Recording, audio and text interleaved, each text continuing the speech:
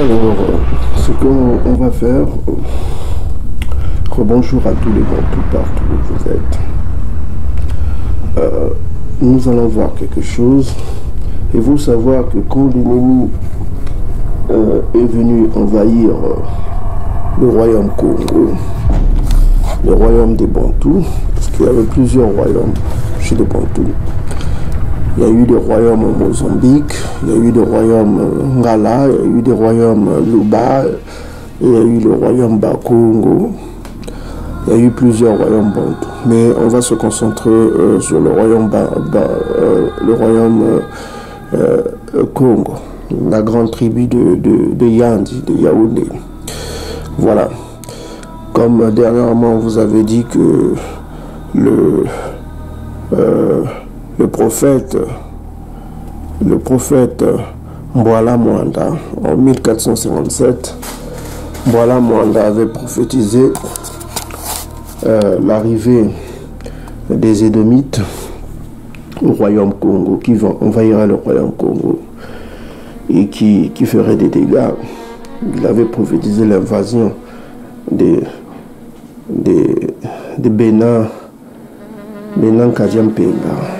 Voilà quoi, les enfants du diable qui devaient envahir le royaume Congo.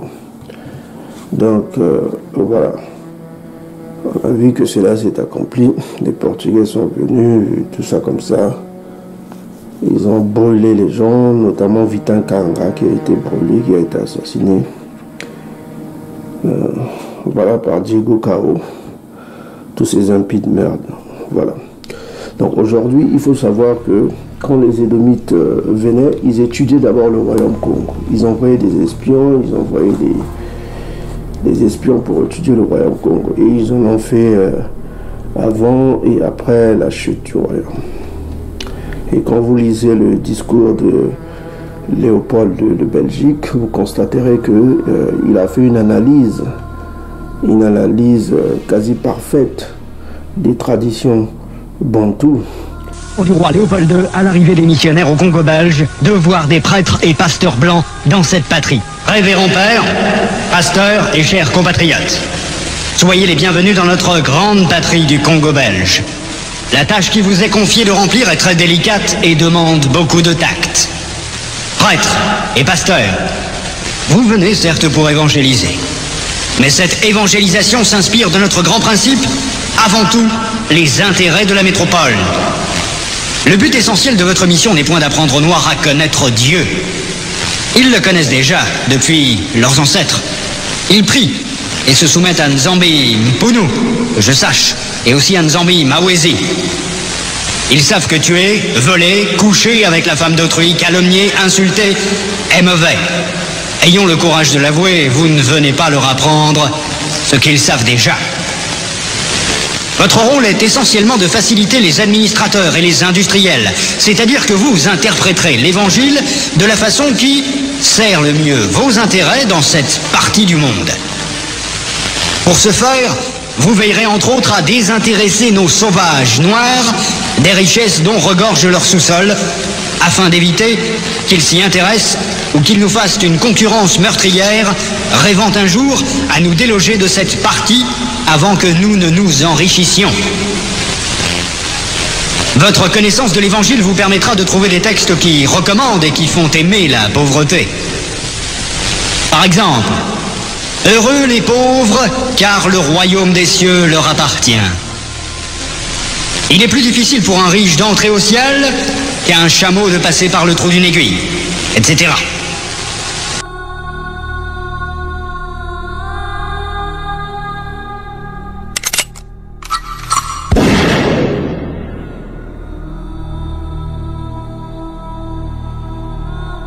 Vitan Kanga qui a été brûlé, qui a été assassiné. Voilà, par Diego Cao. Tous ces impies de merde. Voilà.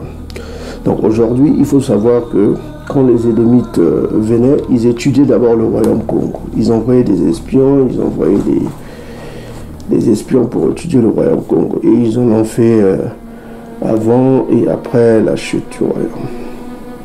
Et quand vous lisez le discours de Léopold de Belgique, vous constaterez qu'il a fait une analyse quasi parfaite des traditions bantoues, des traditions Congo. Et là-dedans, il a donné des indices. Il a dit que c'est un peuple qui garde la loi. Voilà quoi. C'est pas la peine, il dit aux prêtres, c'est pas la peine de leur enseigner la loi. Parce qu'ils connaissent la loi. Si vous écoutez attentivement le discours de Léopold, il dit il faut plutôt les enseigner la pauvreté. Alors, ils connaissent le nom de Tata Nzambi et il a donné le nom de Tata Nzambi dans son discours. Ce qu'il faut savoir, c'est que il a donné le nom de Tata Nzambi dans son discours. Et il le savait. Ce qu'il faut savoir, on va aller dans cette Bible-là, cette ancienne Bible. C'est une Bible de 1611 que vous pouvez voir vous-même ici. De 1611, King James. On va voir quelque chose d'intéressant. Et puis ici, on parle des translateurs et des readers. Voilà quoi. Qui ont traduit cette bonne Bible. Et on va aller dans le livre de Ezala. Ezala, que vous appelez Ezra. Ezra, c'est des apocryphes. Les apocryphes, on vous l'avait dit que c'est des livres cachés. Hein. C'est des livres cachés que le concile de Nicée n'a pas voulu publier parce que il y a beaucoup de secrets dedans. Et on va aller au deuxième livre de Ezra, Ezra le prophète. Il avait dit quelque chose d'intéressant que les gens ignorent. On va le découvrir avec vous. Donc nous sommes au second livre d'Ezra. Et on va aller au verset 3, au chapitre 3, verset 34. On va écouter la prophétie de Ezra, son discours. Alors, qu'est-ce qu'il dit ici? C'est en anglais, je vais vous faire la traduction. Hein. Pour ceux qui doutent, ils peuvent aller dans Google Translation, ils peuvent faire eux-mêmes la traduction. Donc, vous avez des applications Google Translation et vous pouvez traduire à votre guise. Il dit ici, "Way you therefore." Là, c'est le you, hein, c'est le vieux anglais parce qu'il faut savoir, en 1611, cela a été traduit par le roi édomite britannique King James. Et ces gens-là avaient beaucoup de secrets. En 1611, ils avaient beaucoup de secrets. Ils connaissaient déjà que les Bantous sont le peuple élu. Ils le savaient. Et c'est d'ailleurs l'Empire britannique qui était en Isolélé avant l'arrivée des Khazars là-bas. Et c'est eux qui ont permis que les Khazars prennent cette terre. Et ça, on en parlera dans d'autres vidéos. Pour l'instant, on se concentre là. D'accord. Donc, on va lire ici. On dit, "Weigh you, therefore our wickedness." Donc, il dit que balance notre iniquité. Hein? Nos péchés, quoi. Now in the balance. Dans une balance. Un dire. Et l'iniquité, si vous lisez bien le contexte, il parle aussi de l'iniquité des nations. Also that dwell in the world. L'iniquité de ceux qui demeurent sur la terre. Donc il demande que Tata Nzambi pèse l'iniquité des Bantous, d'Isolélé, et l'iniquité des nations. And so shall your name nowhere be found but in Isolélé. Donc il dit que voilà, tu verras que ton nom n'est trouvé nulle part qu'en Isolélé. C'est un message puissant.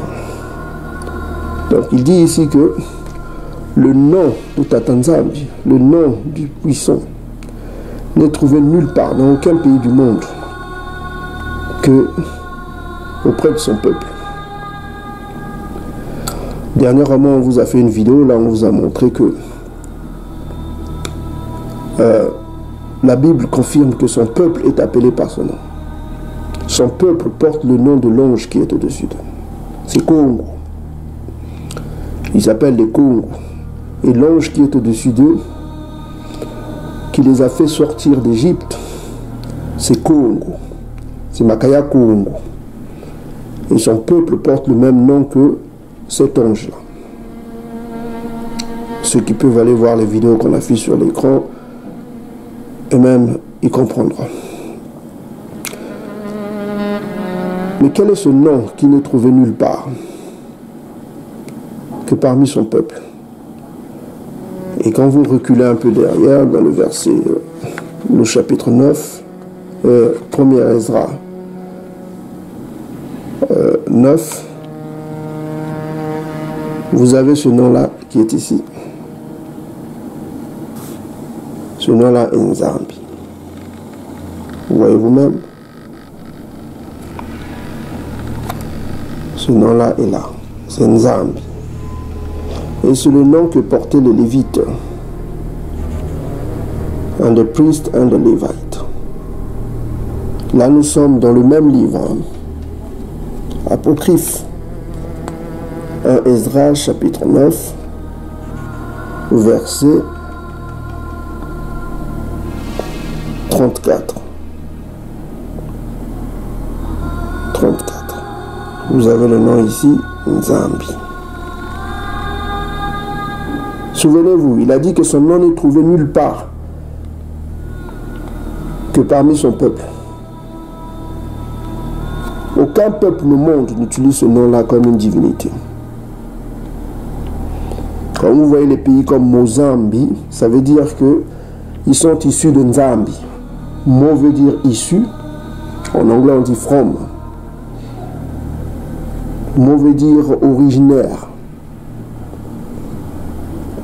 Mou. Si on te demande tu es de quelle Mavila, tu es de quelle tribu, tu réponds que je suis un Mukongo. D'autres répondent je suis un Mongala. Je suis un Muluba. C'est le mot là qui donne l'origine. C'est pourquoi on dit que Mozambique, ils sont de Nzambi. Et vous avez un autre pays qui s'appelle la Zambie.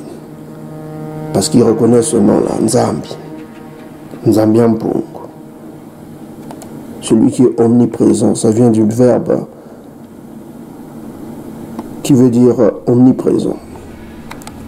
Voilà. Donc ici, on vous dit de Ezra, Ezala.